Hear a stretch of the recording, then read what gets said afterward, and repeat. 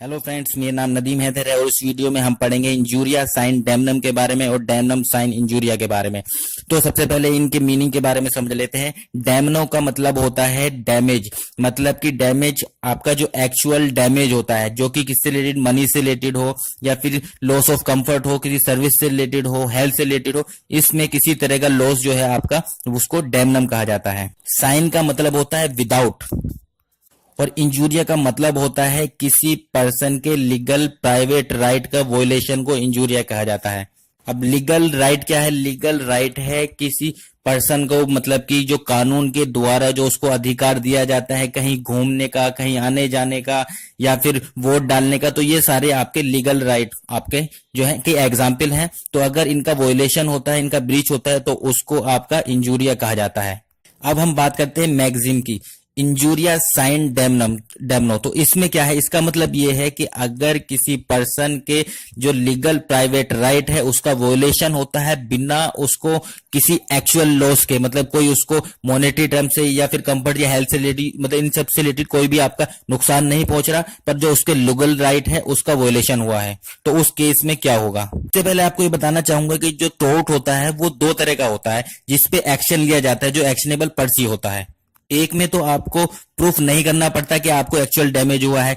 मतलब कि without proof of actual damage. और दूसरा होता है कोई भी जो एक्शन होता है, एक्शन जब भी लिया जा सकता है या एक्शन तभी होता है जब आप प्रूफ करते हैं कि आपको रियल में जो है, मतलब कि एक्चुअल डैमेज हुआ है उस पर्सन के एक्ट की वजह से। एग्जाम्पल के तौर पे अगर बात करें, जैसे लीगल राइट है, अगर लीगल राइट का वोलेशन होता है किसी पर्सन के, तो उसमें आपको प्रूफ करने की जरूरत नहीं पड़ती कि आपको एक्चुअल डैमेज हुआ है, तो उस पर एक्शन। या फिर अगर दूसरे किस्म की बात करें तो दूसरे टाइप में आपको, जैसे एग्जाम्पल के तौर पे अगर बात करें नेग्लिजेंस की, नेग्लिजेंस क्या होता है? नेग्लिजेंस होता है कि अगर किसी पर्सन के द्वारा लापरवाही करी जा रही है और वो कुछ ऐसा कार्य कर रहा है, तो उसको पता है ये चीज ऑलरेडी कि ये आपका रिस्की कार्य है, अगर वो थोड़ी सी लापरवाही करेगा कि किसी और पर्सन को इंजरी हो सकती है, किसी तरीके का नुकसान पहुंच सकता है आपके दूसरे पर्सन को, और उसकी लापरवाही की वजह से उस दूसरे पर्सन को नुकसान होता है।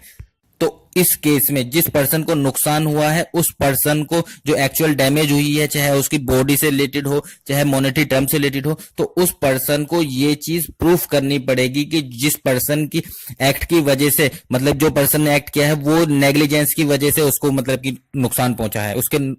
नेग्लिजेंस की वजह से उसको हार्म पहुंचा है, उसको डैमेज हुई है। इस केस में प्रूफ करना पड़ेगा।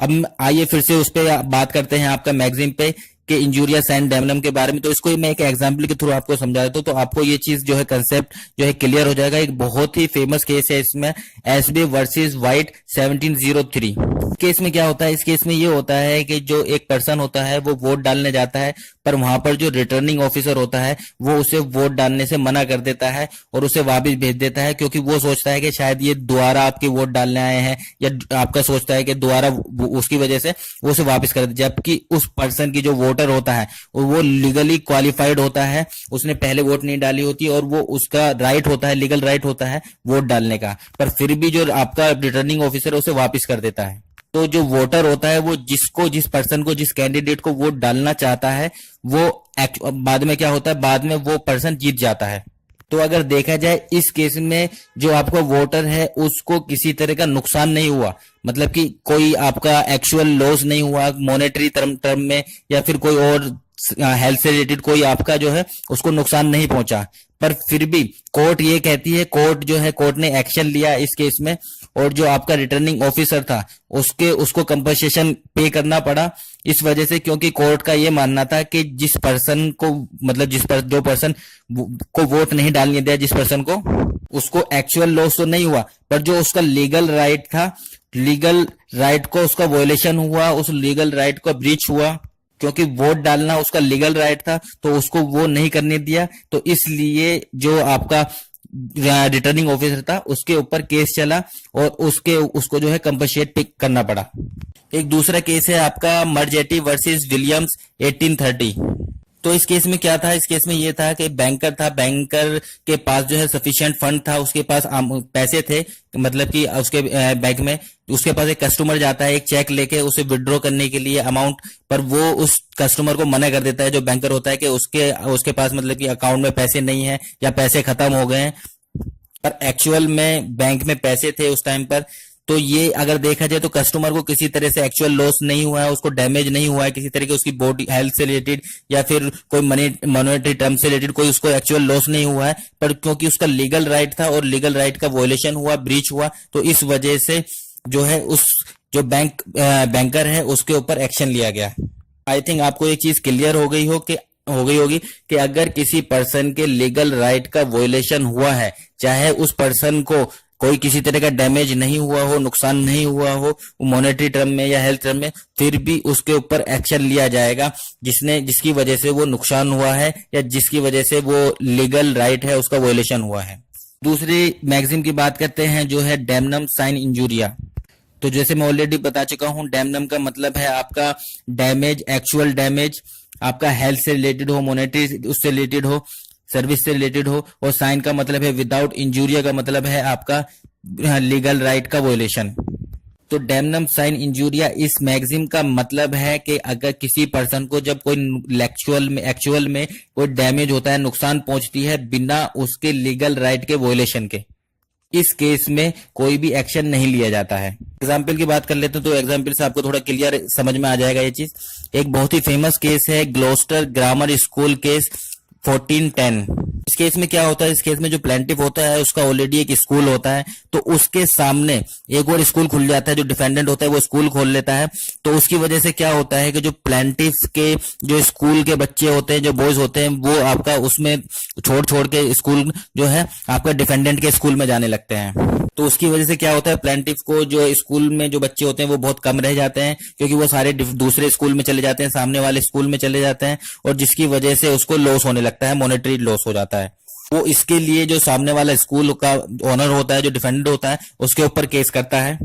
कि इसकी वजह से मुझे लॉस हुआ है। केस में कोर्ट जो है, कोर्ट यही आपका डिसीजन दिया जाता है, उनके द्वारा जजमेंट यही आती है कि जो कंपटीशन है वो ग्राउंड नहीं होगा एक्शन का, और उस आपके कोई भी लीगल राइट का वायलेशन नहीं हुआ है, सिर्फ कंपटीशन की वजह से आपको लॉस हुआ है, और ये कोई ग्राउंड नहीं है एक्शन का, तो इसके पर कोई एक्शन नहीं लिया जाता है, और उसकी जो आपका जो केस करता है वो डिसमिस कर दिया जाता है। इसका एक और एग्जांपल मैं ले लेता हूँ। एक ए और बी दो पर्सन होते हैं, तो ए का काम होता है शिप, मतलब उसकी एक शिप होती है जिसमें वो सामान पहुंचाता है एक पोर्ट से दूसरे पोर्ट में, और बी की भी एक शिप होती है, बी भी आपका एक पोर्ट से दूसरे पोर्ट में वो भी शिप, मतलब शिप के थ्रू जो है सामान पहुंचाता है लोगों का। बी क्या करता है, बी का जो फेयर होता है शिप का, जो उसका जो आपका जो चार्ज लेता है वो ले जाने का आने का, उसको वो जो अपना जो चार्ज है वो थोड़ा कम कर लेता है, फेयर जो है कम कर देता है उससे। तो उसकी वजह से क्या होता है कि लोग बाग सब उसकी शिप यूज करने लगते हैं बी की,